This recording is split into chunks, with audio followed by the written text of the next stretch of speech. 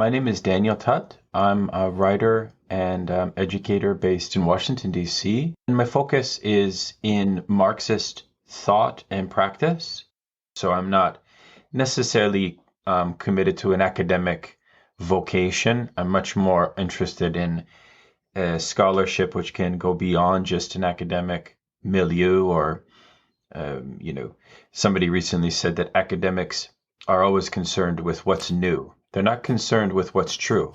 I find myself much more drawn to what's true in the field of scholarship, which is why I don't need to call myself an academic. I'm much more interested in being a scholar.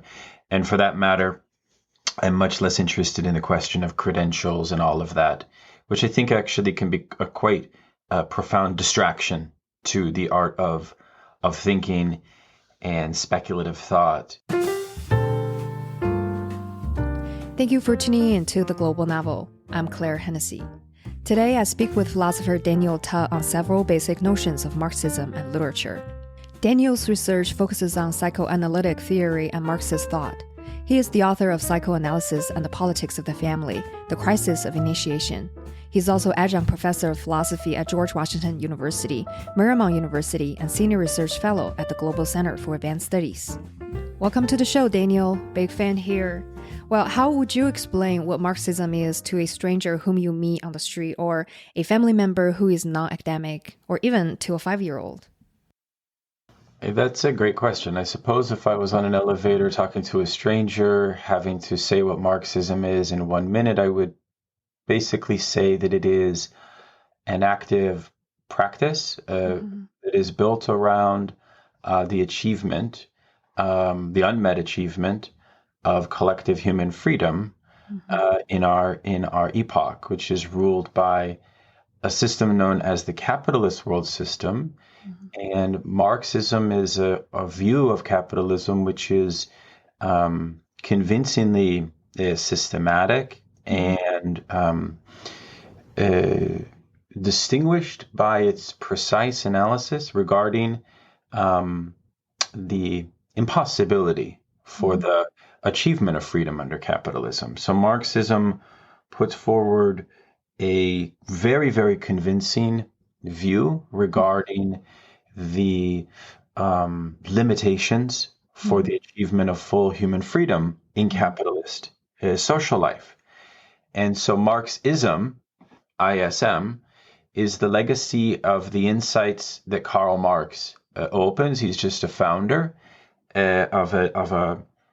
of this practice. I wouldn't call it a philosophy, in part because Marx himself, along with his partner Friedrich Engels, put forward a scathing criticism of existing institutional philosophy in their time.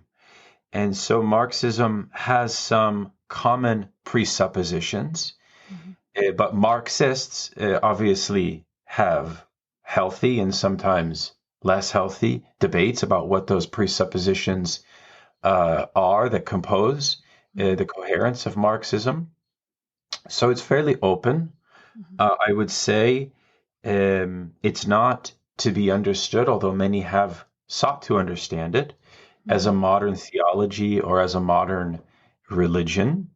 It's not to be understood in that way, just as it's not to be understood as a philosophy. It's rather a practical, much more practical mode of critique of capitalism on the one hand, in the mature, refined development of Marx's Capital series, which is itself a systematic and scientific critique from the field of social science, which portends a lot of insights into other fields of human knowledge. So Marxism is also a highly interdisciplinary field.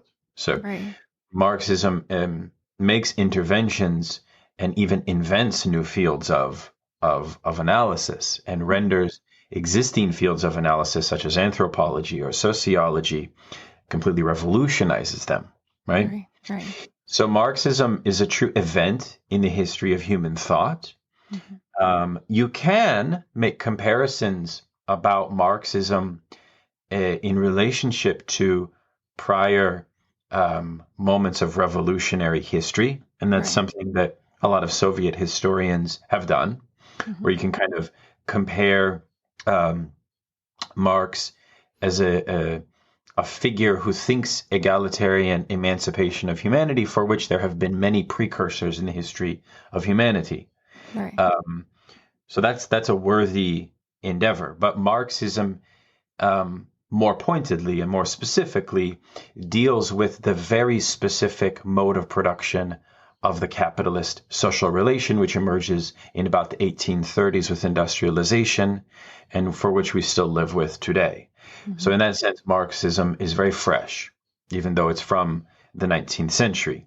Its insights into capitalism remain, by and large, very, very sound. Mm-hmm. So Marxism is defined in these ways, I would say. Right. Well, we know that Marxism is grounded in 18th century French Enlightenment, German post-Kantian philosophy, and English political economy, as well as early 19th century European socialism, right? And among all of these, most significant and prominent is its heritage from Hegelianism. So why don't we start with Hegel? Could you briefly talk about who he is and his major philosophical thoughts?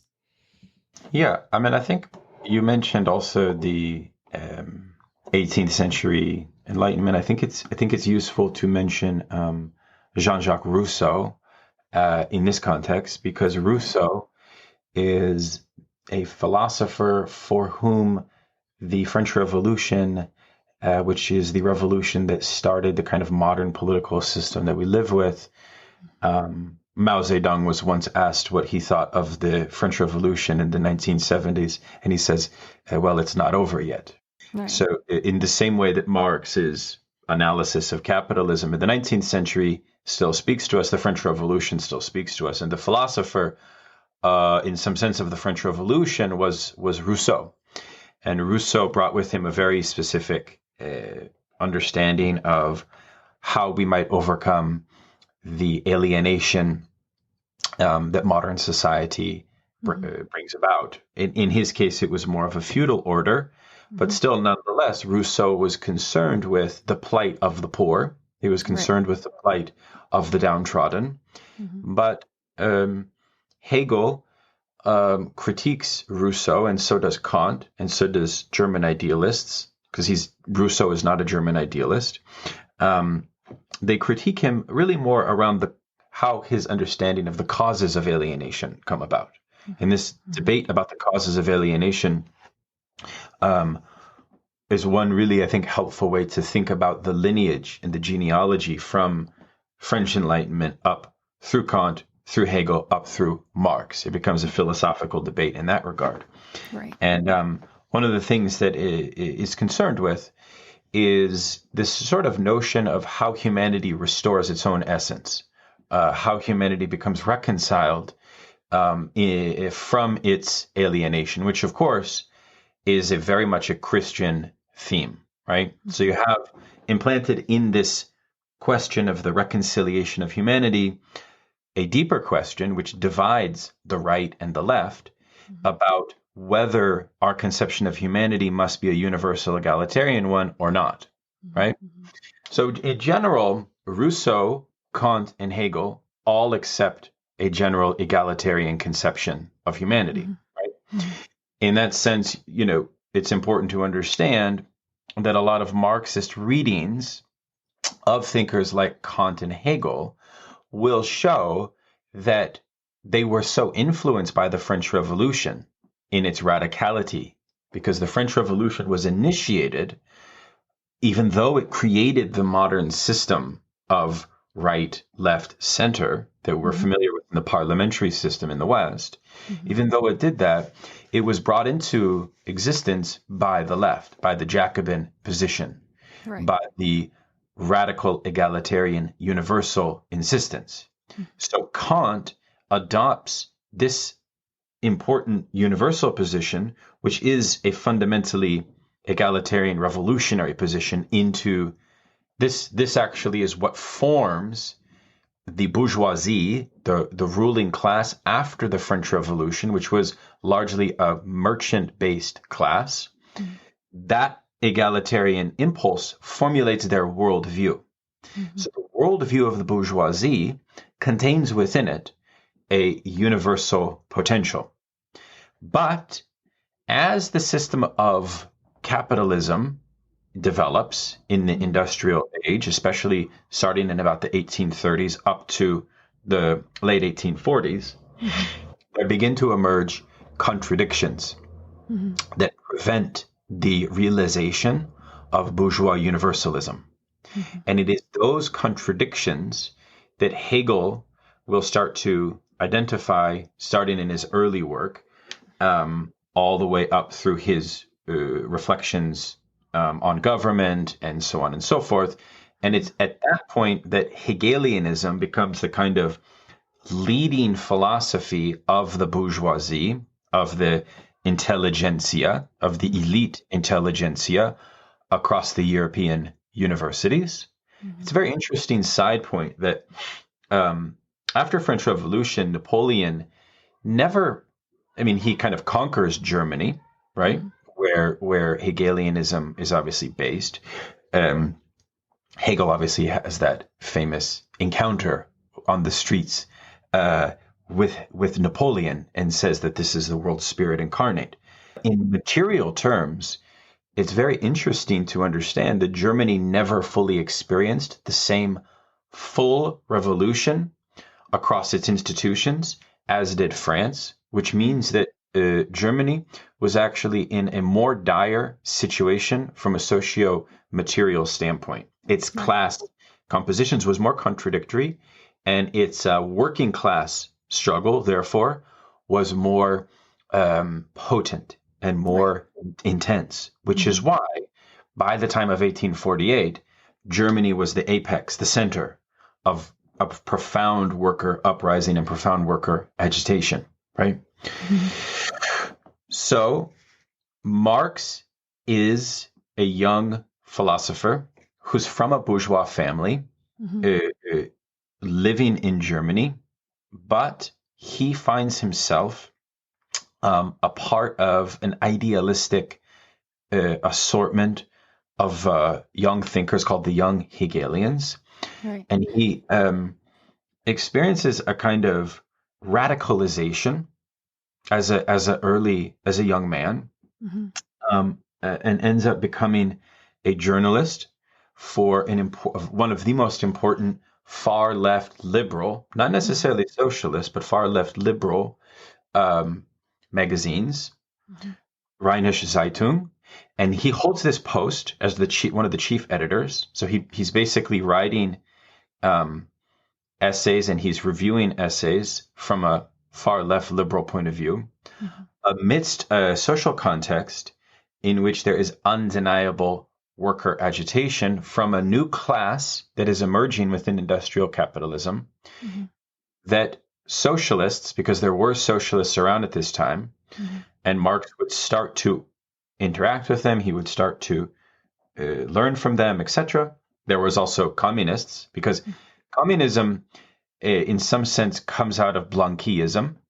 Louis Auguste Blanqui is one of the very significant leaders of the Paris Commune, but he started a movement stretching back to the 1830s, which was focused on a kind of conspiratorial egalitarian agenda, right? Which was to eradicate all of the vestiges of the aristocracy that were not adequately overcome in the French Revolution. Right. So part of the question, even in industrial capitalism at that time, for some socialists, was the question of a full overcoming of feudal relations. There's still, for example, even in Germany, there was a landed nobility that still had a lot of political power and a lot of political control. Right. Let's keep in mind that this feudal incrustation survived across Europe all the way up through World War I. You see, because World War I was, in a sense, the final straw that broke the camel's back of this old nobility. Like, this is where we get the kind of collapse of that entire structure. But if we go back to the 1830s as a young Marx, 1840s, this was a real question. But Marx said, because part of what Marx was was doing was debating with other socialist thinkers, with other young Hegelians, with other young intellectuals regarding the best conception for how we understand social antagonisms in our present. Because Hegel has a maxim, a kind of maxim which you could understand as the sort of guiding task of the philosopher, which is that the philosopher's task is the comprehension of their own time in thought. Right. So Hegel tries to bring an analysis of historical forms of reason to bear on the present in such a way that his notion he calls the dialectic becomes a way of sort of arriving at a deeper, higher logic about the sort of unmet demands of human freedom and liberation that exist housed within the present. So Hegelianism becomes a kind of a key or a kind of legend or a kind of strategy, if you will, for how to arrive at the truth of one's own time. If Hegel's second maxim, you could say, which you see in the Phenomenology of Spirit, which he writes just a few years after the French Revolution, in fact, is that this knowledge of the present only comes in the wake of its occurrence, right? The owl of Minerva flying at dusk theme, right?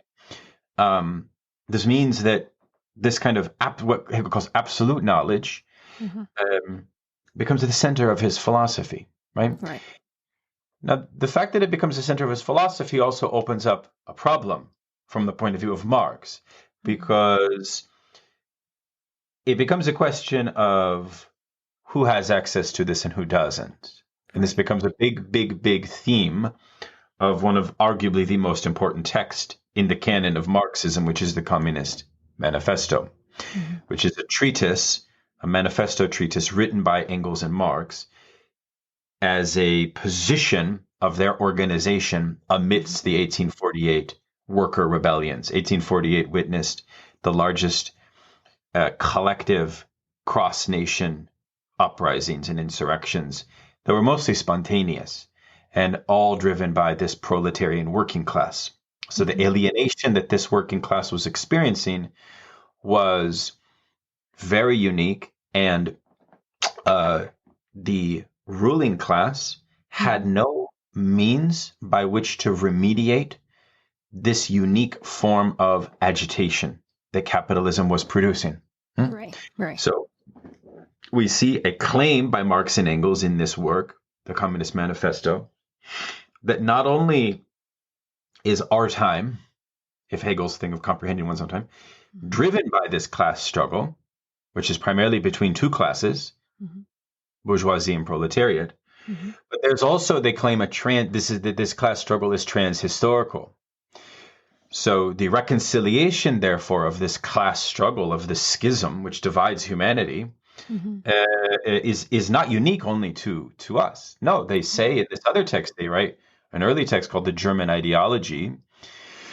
They give a kind of historical schema, right, that we can sort of go back and study past societies as also driven by the same schisms and the same class antagonisms.